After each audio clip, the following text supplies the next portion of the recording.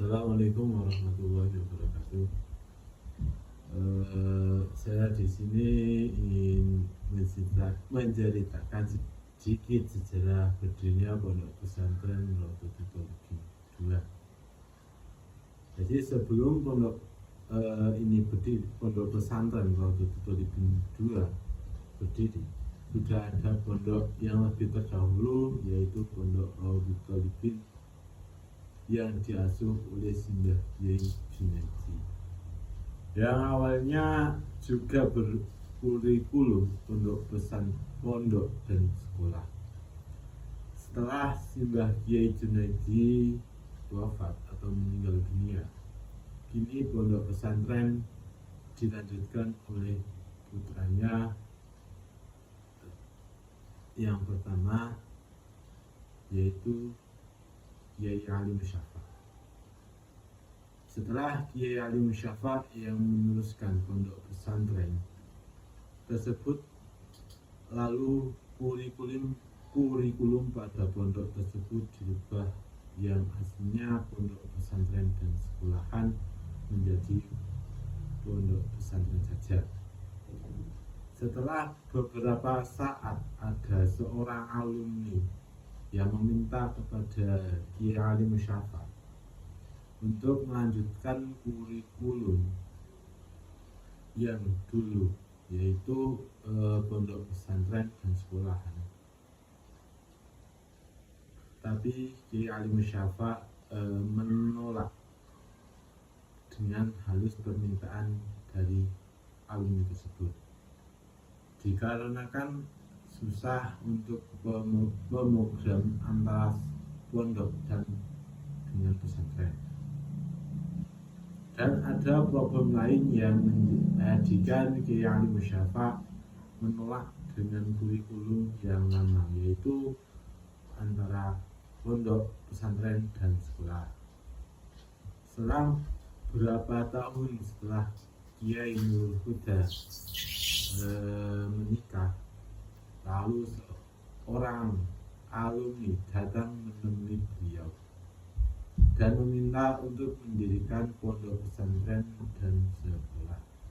Tapi Kiai Nurul Huda belum menyanggupi permintaan dari alumni tersebut. Setelah Kiai Nurul Huda mikir lagi, akhirnya beliau mendaftarkan diri sebagai guru di sekolahan MTS Ma'arif 2 Grabak. Setelah beberapa saat Kiai Nurul Huda menjadi guru di sekolahan tersebut, akhirnya pihak sekolahan menawarkan lahan kosong yang berada pada sebelah sekolahan MTS Ma'arif 2 Grabak. Lalu beliau mengganti tanah tersebut menjadi hak beliau sendiri. Sebelum beliau Kiai Nurul Huda pindah di lahan samping sekolahan tersebut, beliau menyewa rumah warga yang belum dihuni, dan beliau pun sudah memiliki santri terlebih dahulu sebelum mendirikan pondok pesantren. Tapi pada saat itu santrinya masih maju dari rumah, dan sampai akhirnya pada tahun 2016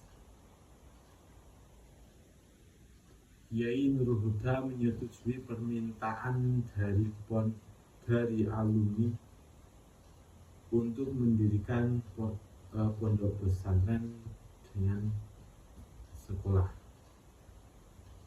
Pada awal berdiri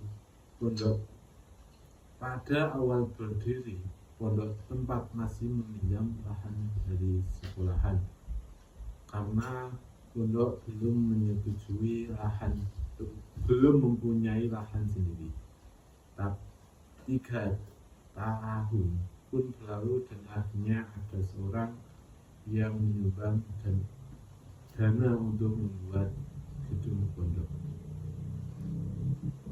Pondok pesantren saat ini, pondok masa kini atau pondok masa kini, setelah 8 tahun berjalan, sekarang pondok pesantren Raudhatul Ibn II sudah berkembang dengan pesat, yang dimana dulu hanya ada sedikit santri, tapi sekarang sudah ada lebih dari 200 santri. Demikianlah itu sedikit cerita sejarah bersihnya pondok pesantren Raudhatul Ibn II yang juga dikatakan pondok modern dengan sekolah, pondok pesantren dengan sekolah. Itu saja. Wassalamualaikum warahmatullahi wabarakatuh.